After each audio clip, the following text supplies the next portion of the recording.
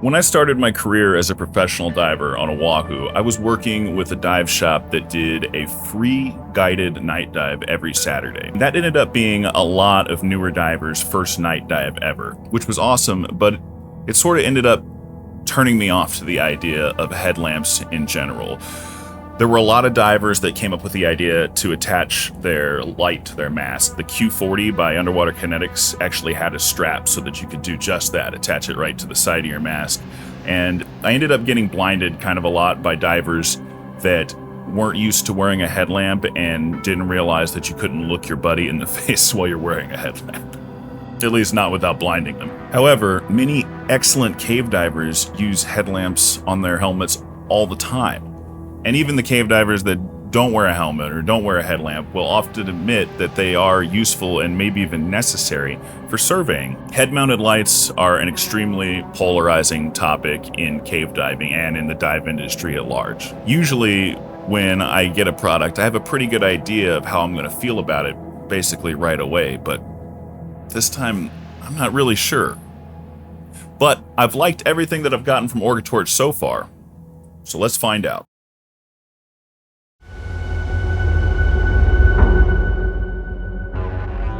The max output is 1200 lumens, which I think is pretty reasonable for a recreational dive light. The runtime at max output is 1 hour and 45 minutes, which is great for a recreational diver, but a little anemic for a tech or cave diver in my opinion.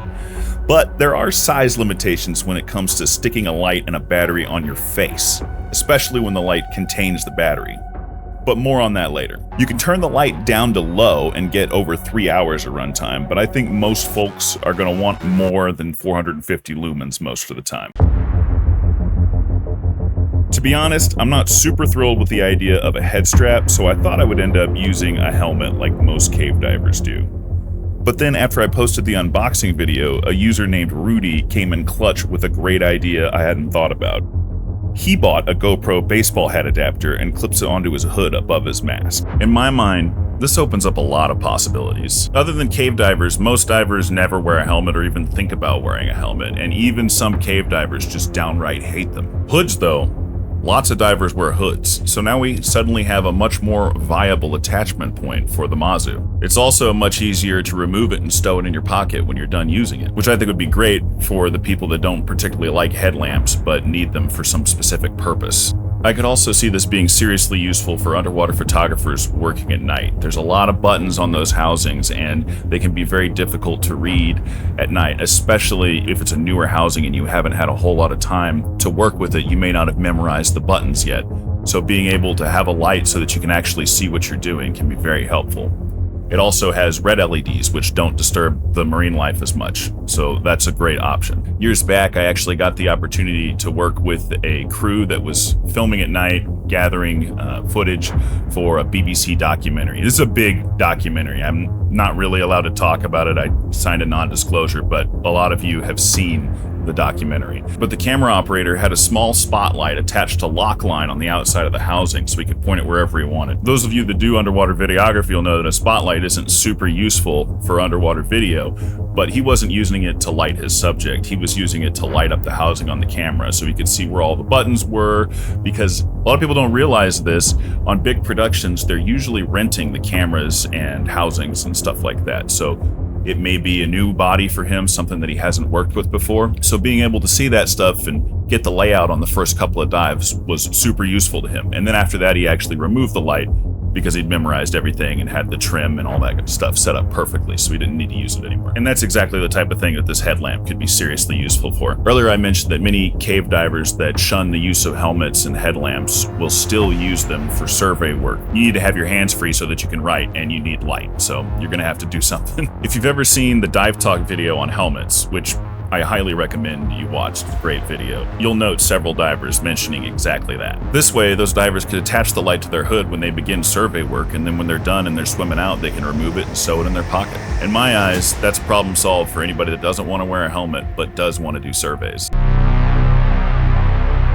I like the design. I think that the big obstacle to overcome with a headlamp is the size of the battery, especially if the battery is going to be stored inside the light housing itself. Either the light needs to contain the battery or it has to be on some kind of umbilical like a canister light. A lot of lights that are intended for dry caves are built like that. They have the light on the front of their helmet and then the battery pack actually mounts to the back typically. Richard Harris actually has a video on those type of cave lights that also work for diving. So if you're interested, you should go check it out. That guy's cool. But I think if you're designing a headlamp that isn't specifically for tech, it needs to be an all-in-one package. It's going to be too complicated for a lot of recreational divers if they have to figure out where to put some sort of battery pack.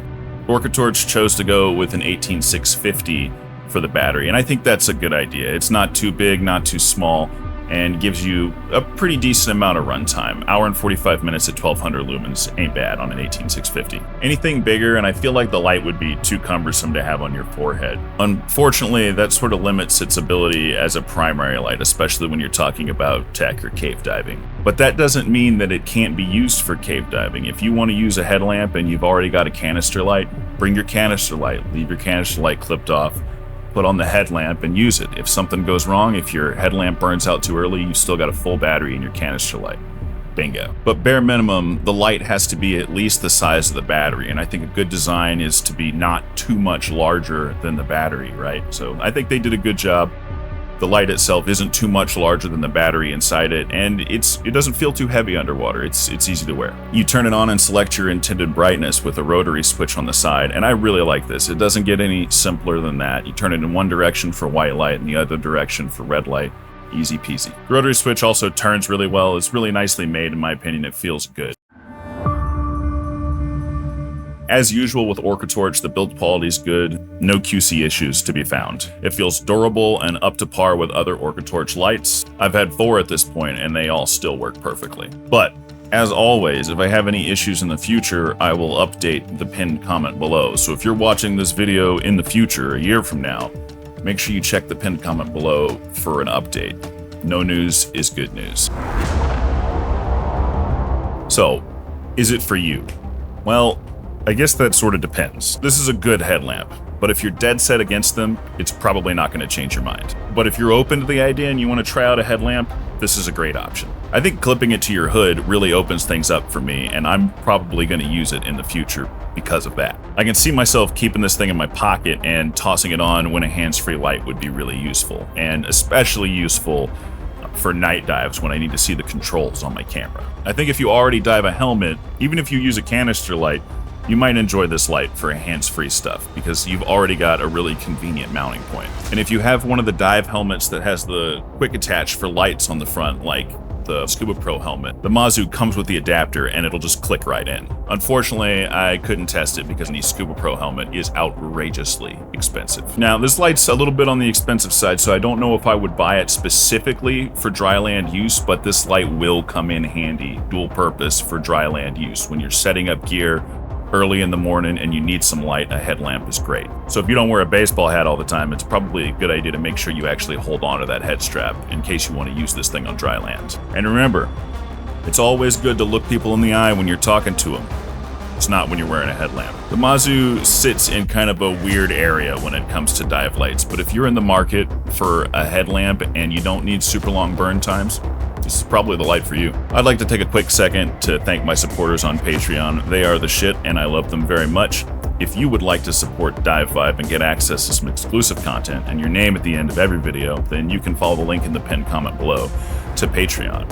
Also, if you'd like to support Dive Vibe and get a cool t-shirt, we just released these WHRP West Hawaii Rebreather Posse t-shirts drawn by my friend Neil Hugenboom. And these things are sick. Look at that. It's a mongoose with a nerd, a rebreather. We got a lot of mongooses on Big Island, West Hawaii. With the loop, oh man, it's beautiful. It's really like, this is just not doing it justice. You got to see it in person, I'm telling you. And you don't have to be a rebreather diver or in West Hawaii to get one of these shirts. You can show your support anyway. So go get one, unless you don't want to be cool. I also appreciate you watching this video and sticking around till the end. Thanks for diving with me, and I'll see you in the water.